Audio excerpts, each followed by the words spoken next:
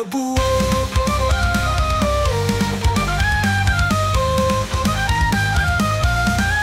Tiada sekarang yang berduka, sedih berkabut air mata darah, dan rembulan pudar cahaya.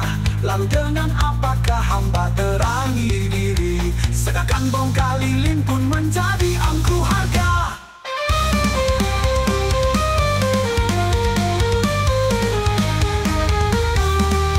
Lihat tari prestasi dalam mabuk nama ladukan jasa, setelah keroyok dan cabik wacan tua, yang ompong separuh binasa dan tinggal bangkai.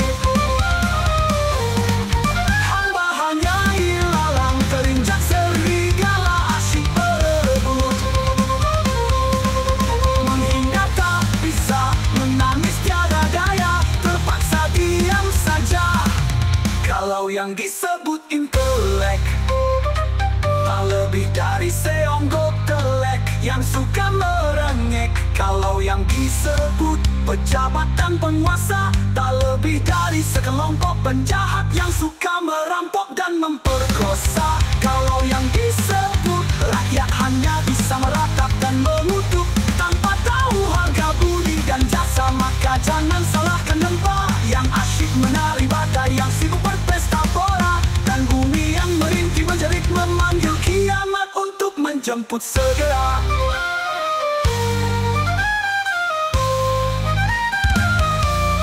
Inilah zaman di mana pedang dan kelewang menggantikan tinta dan pena. Inilah zaman di mana dar-der-dor menggantikan apa, siapa, dan bagaimana. Inilah zaman yang harus segera dijangkau, dilumat dan dicampakkan.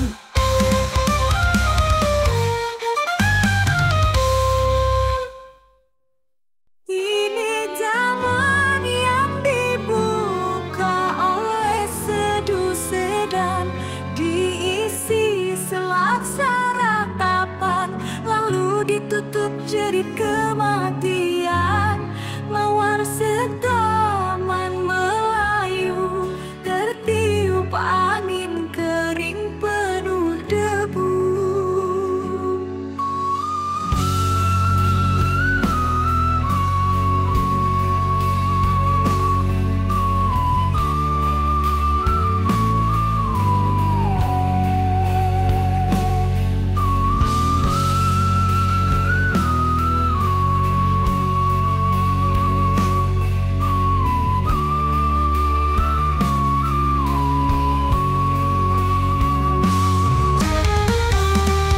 Lihat tari prestasi dalam mabuk nama ladukan jasa, setelah keroyok dan cabik wacan tua, yang ompong separuh binasa dan tinggal bangkai.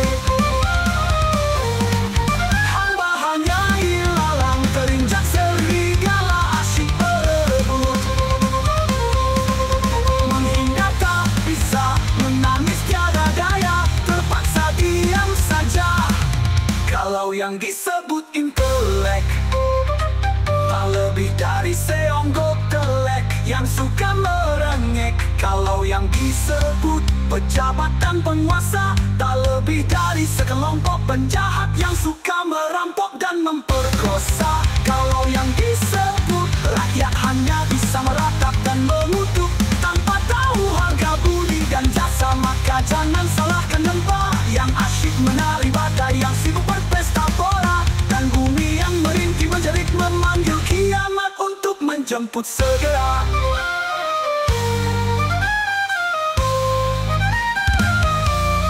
Inilah zaman di mana pedang dan kelewang menggantikan tinta dan pena. Inilah zaman di mana dar-der-dor menggantikan apa, siapa, dan bagaimana. Inilah zaman yang harus segera dijangkau, dilumat dan dicampakkan.